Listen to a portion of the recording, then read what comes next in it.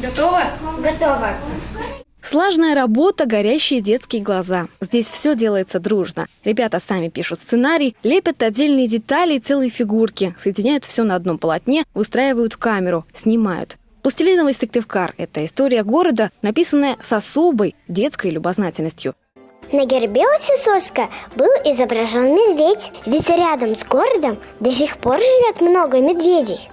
Герб несколько раз менялся, но медведь на нем всегда оставался. Озвучивала мультфильм одна из самых младших участниц студии Рада Казакова. Ей всего 7. Там нужно было весело сказать, звонко, не хрипя, не дыша так. У меня не Сыктывкар получался, а многие моменты Сыктывкар. Мультипликацией Рада занимается уже 2 года. Говорит, самая сложная работа в пластилиновом Сыктывкаре – лепка букв из старославянской азбуки. Дело тонкое, кропотливое. С ним и не каждый взрослый справится. Ребята постарше изготавливали известные здания и архитектурные памятники города. Получилось, на удивление, похоже. Сначала мы копировали фотографии, потом надо было сделать формат, который будет в мультике. Потом надо было это все облепливать.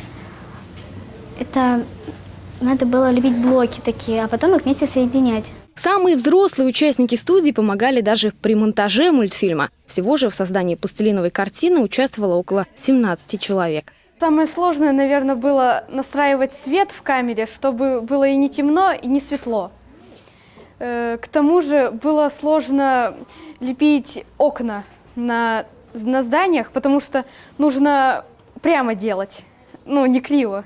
Своим трудом дети удивляют не только простых зрителей, но и профессионалов. Недавно стали лауреатами во Всероссийском фестивале, посвященном творчеству писателя Альберта Лиханова. Дети рассказали мне главный секрет съемок. Заключается он в том, что объект выставляется уже полностью готовым, но затем постепенно разбирается. Очень жаль разрушать такую красоту, но что делать? Но затем уже при обратной перемотке получается то, что в итоге зрители и видят на экране. А еще в Сыктывкаре находится самый длинный в Европе проспект – Октябрьский.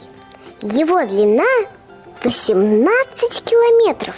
Мультстудия «Сказки-краски» молодая, существует около 2 лет. Появилась, к слову, благодаря гранту главы Коми в области библиотечного дела. С 2015 года качество работ сильно изменилось. Сначала, рассказывают сами дети, снимали только бумажные мультфильмы. Сегодня в ходу сложная пластилиновая техника. Видно, насколько тонкая работа, потому что вылеплены кудряшки, вылеплены листики. Это все видно, и оно на самом деле поражает воображение. Думаешь, какие же вы дети молодцы, просто что сделали такое чудо.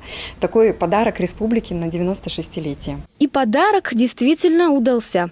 На счету этих юных мультипликаторов около 30 видеороликов, а в голове еще сотни невоплощенных идей. Их дети приберегут до следующего праздника.